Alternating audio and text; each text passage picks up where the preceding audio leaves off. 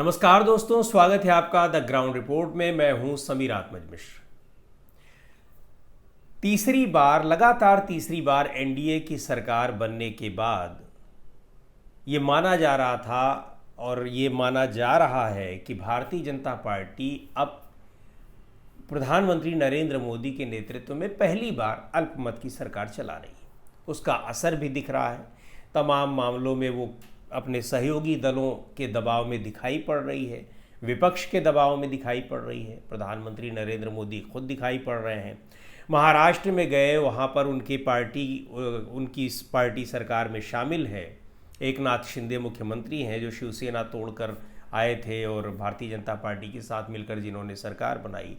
इस सरकार में 3600 करोड़ की शिवाजी की प्रतिमा बनी और वो हवा के एक झोंके में गिर गई, टूट गई, बिखर गई। प्रधानमंत्री मोदी जब शुक्रवार को वहाँ पहुँचे तो लोगों ने बड़े बड़े बैनर और होर्डिंग में लिख रखा था कि प्रधानमंत्री मोदी माफ़ी मांगी। प्रधानमंत्री मोदी वहाँ पहुँचे और उन्होंने माफ़ी मांग भी ली। यानी इस जो भ्रष्टाचार है उसके भ्रष्टाचार के लिए उन पर उंगलियां उठ रही थीं और उन्होंने स्वीकार किया कि ये जो उंगलियां उठाई जा रही हैं वो सही है, भ्रष्टाचार हुआ है और इसके लिए उन्होंने वहाँ माफ़ी मांगी। लेकिन बात दरअसल हम कुछ और करना चाह रहे हैं। बात ये करना चाह रहे हैं कि एक और ये कहा जा रहा है कि सरकार अल्पमत में है, सहयोगी दलों के दबाव में है, सहयोगी दलों की बैसाखी पर टिकी है, सहयोगी दलों के रहमो करम पर टिकी हुई है। और दूसरी ओर भारतीय जनता पार्टी अपने सहयोगी दलों को जो खत्म करने की रणनीति पर काम कर रही थी, उस रणनीति पर उसका काम रुका नहीं है।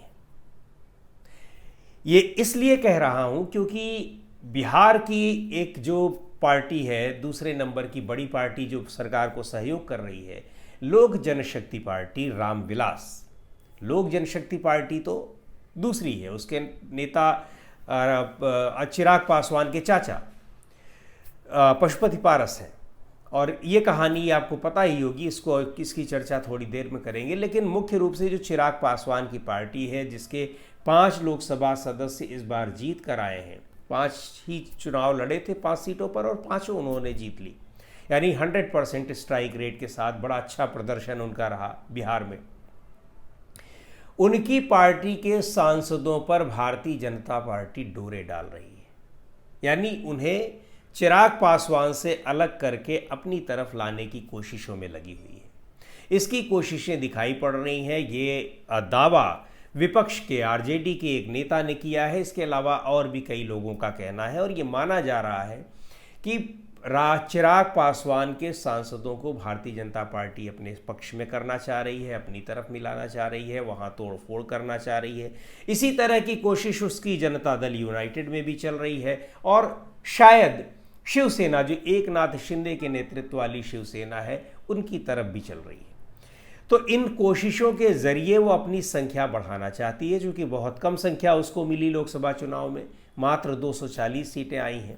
तो ऐसा करके वो अपना कुनबा बढ़ाना चाह रही है। हालांकि ये पार्टियां साथ उनको दे रही हैं, सहयोग दे रही हैं, लेकिन अभी कभी भी ये आंख दिखा सकती हैं। और जहाँ तक बात चिराग पासवान की है, तो चिराग पासवान लगातार सरकार को आंख दिखा रहे हैं। तमाम मुद्दों पर वो सरकार से अलग स्टैंड ले रहे हैं, चाहे वो वक्फ संशोधन विधेयक को पेश करने का मामला हो, चाहे वो ये लैटरल एंट्री का मामला हो, चाहे वो ब्रॉडकास्ट बिल का मामला हो, और चाहे सुप्रीम कोर्ट ने जो आरक्षण को लेकर जो फैसला दिया, क्रीमी लेयर की बात की, उसमें भी उनका स्टैंड सरकार से अलग है। और ये सारे मामले ऐसे हैं, ख़ास तौर पर जो वक्फ संशोधन विधेयक है, वो तो मुख्य रूप से पहल उन्होंने ही उठाया कि इस मामले में न तो कैबिनेट की कोई बैठक की गई, न कैबिनेट में चर्चा की गई। ये बिल कब लाया गया, कैसे लाया जा रहा है, कब ये बन गया, इसकी उन्हें कोई जानकारी नहीं है, जबकि चिराग पासवान खुद कैबिनेट मिनिस्टर हैं। तो ये बहुत बड़ा मुद्दा बना और आखिर में सरकार को लोकसभा में पेश करने के बाद भी उसे जेपीसी को देना पड़ा, ज्वाइंट पार्लियामेंट्री कमेटी को। ज्वाइंट पार्लियामेंट्री कमेटी उसमें संशोधनों पर और तमाम मुद्दों पर उसमें विचार कर रही है। उसकी 2 बैठकें भी हो चुकी हैं। तो अब चिराग पासवान की पार्टी पर भारतीय जनता पार्टी अगर निगाह गड़ाए हुए है तो ये कोई मुश्किल बात नहीं है, ये कोई आश्चर्यजनक बात नहीं है। इससे पहले उसने तमाम पार्टियों के सांसदों को तोड़ लिया, अपने पक्ष में कर लिया। महाराष्ट्र में दिखाई पड़ रहा है कि वो कैसे शिवसेना के सांसदों को अपनी ओर कर लिया, आधी से ज़्यादा शिवसेना उनके पास चली आई, एनसीपी के अजीत पवार चले आए, और खुद चिराग पासवान उसके भुक्तभोगी रह चुके हैं। 2021 में महज 3 साल पहले, पिछले बार भी 2019 में भी लोकसभा चुनाव इन्होंने साथ में लड़ा था और तब रामविलास पासवान जी जीवित थे। 6 सीटें जीती थी रामविलास पासवान की पार्टी, लोक जनशक्ति पार्टी ने। लेकिन उनकी मृत्यु के बाद, रामविलास पासवान की मृत्यु के बाद स्थितियां बदली और जो पशुपति पारस हैं, जो रामविलास पासवान के भाई यानी चिराग पासवान के चचा, उनको महत्व दे दिया। उनके नेतृत्व में पार्टी के सांसद टूट गए, विधायक टूट गए और चले आए किसके पास? भारतीय जनता पार्टी के पास, एनडीए में शामिल हो गए। पशुपति पारस को मिनिस्टर बना दिया गया और चिराग पासवान को दूध की मक्खी की तरह निकाल दिया गया। उसके पहले आपको पता होगा कि किस तरह उन्होंने, जब बिहार में विधानसभा चुनाव हुए थे तो भारतीय जनता पार्टी को फ़ायदा पहुंचाने के लिए उन्होंने अपने उम्मीदवार खड़े किए। ख़ास तौर पर जब उसका जनता दल यूनाइटेड के साथ गठबंधन था तो उन सीटों पर उन्होंने उम्मीदवार खड़े किए जहां जनता दल यूनाइटेड चुनाव लड़ रही थी गठबंधन के तहत, जिससे कि जनता दल यूनाइटेड को नुकसान हो, और नुकसान हुआ भी। हालांकि चिराग पासवान की पार्टी कोई सीट नहीं जीत पाई, लेकिन उसने भारतीय जनता पार्टी को फ़ायदा पहुंचाया और जनता दल यूनाइटेड को नुकसान पहुंचाया। यद्यपि ये तीनों, जनता दल यूनाइटेड और भारतीय जनता पार्टी, मिलकर चुनाव लड़ रहे थे।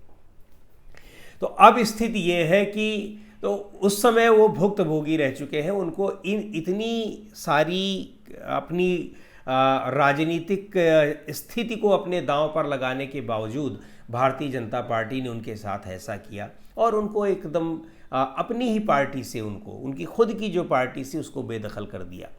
आज भी स्थिति ये है कि जो लोक जनशक्ति पार्टी है वो पशुपति पारस के पास है और चिराग पासवान की जो पार्टी है वो है लोक जनशक्ति पार्टी रामविलास। और चुनाव के समय क्या हुआ कि भारतीय जनता पार्टी ने फिर पलटी खा ली और तब पशुपति पारस को किनारे कर दिया और चिराग पासवान के साथ गठबंधन कर लिया। चिराग पासवान को 5 सीटें दी गई, 5 पर उनकी जीत हुई। लेकिन अब भारतीय जनता पार्टी जिस तरह से चिराग पासवान की पार्टी के सांसदों पर डोरे डाल रही है, वो स्थिति बड़ी गंभीर है और उससे जो घटक दल हैं वो भी काफ़ी चिंतित है। खास तौर पर जनता दल यूनाइटेड, और जनता दल यूनाइटेड के सांसदों पर भी टूटने का खतरा मंडरा रहा है। जनता दल यूनाइटेड के जो बड़े नेता हैं लल्लन सिंह, वो लगातार भाजपा के संपर्क में रहते हैं, भारतीय जनता पार्टी से उनके बहुत अच्छे रिश्ते हैं। यहाँ तक कि वक्फ संशोधन विधेयक पर भारतीय जनता पार्टी के सुर में सुर मिला रहे थे। वो बिल्कुल उन्हीं की बात, वही उन्हीं का स्टैंड वो ले रहे थे। तो ये माना जाता है और ये इस तरह की संभावनाएं लोग देख रहे हैं कि ऐसा हो सकता है कि लल्लन सिंह शायद इस काम में भारतीय जनता पार्टी के सहयोगी बने।